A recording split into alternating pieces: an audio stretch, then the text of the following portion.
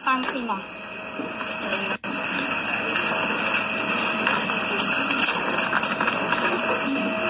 Magandang umaga muli. Ako po si Mrs. Angelica Yulo, ang nanay ni Carlos Yulo.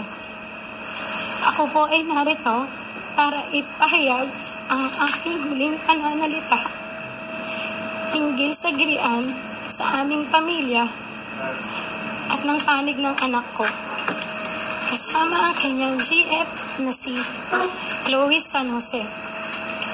Umabot na kasi ito sa nakakaalarmang sitwasyon.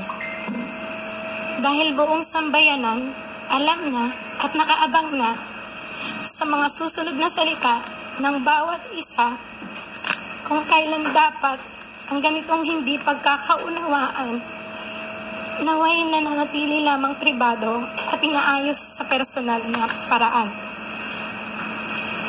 Hindi ako perpektong ina at alam ng Diyos na hindi ka din perpektong anak at walang perpektong pamilya.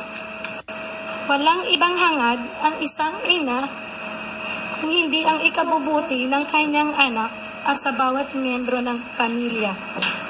Sa paraan ng marahas, maingay, sana'y maunawaan mo na ang intensyon ko ay malinis. Ako ay isang ina na saktan dahil ang mabait na anak na pinalaki ko ng maayos at mabuting tao ay hindi na nakikinig sa mga paggabay ng magulang.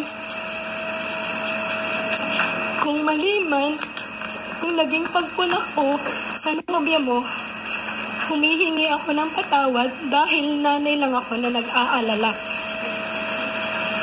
Matanda ka na, kaya mo nang magdesisyon para sa sarili mo. Bukas ang aming pintuan sa tahanan, may pera ka o wala, kung nanaisin mong bumalik sa amin. Hindi na pwedeng bawiin ang nasabi.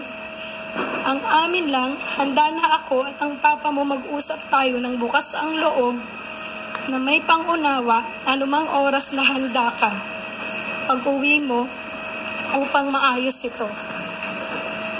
Hindi kailangan ng ibang tao na malaman ang mga alitan dahil hindi nila alam ang buong kwento at hindi nila ito lubos na nauunawaan.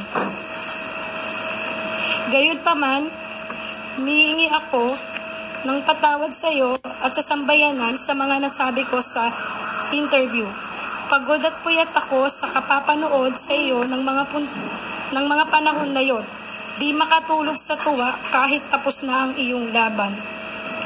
Hindi ako nakapag-isip ng mabuti nang nirapido ako ng mga tanong ng mga reporter tungkol sa bagay na dapat ay tayo lamang ang nag-ayos. Patawad, anak.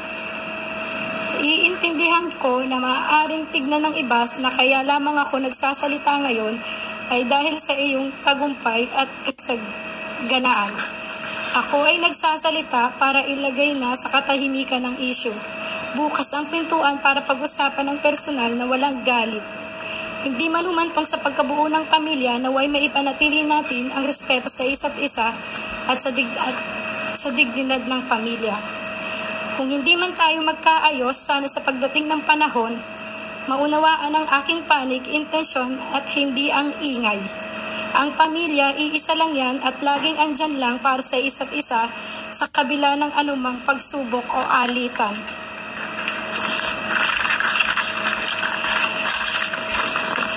Ito'y pilit nating unawain hanggang wala na tayong maisip kung hindi ang mag-ayos siguro. At sa sambayan naman, sana ay ipagdiwang na lang natin ang tagumpay ng anak ko, gumawa ang anak ko ng kasaysayan para sa ating bansa. Lahat tayo ay magpasalamat kay Kaloy para sa karangalang iuuwi niya para sa bayan. Sana pagkatapos ng panayam na ito, titigil na ang lahat at matatahimik na ang bawat partido. Ang mga sugat ay kusa namang maghihilom sa paglipas ng panahon. Pero piliin naming humilom kami sa pribado at mapayapang pamamaraan. Kaloy, congratulations sa iyong tagumpay. Mahal na mahal. aming lahat.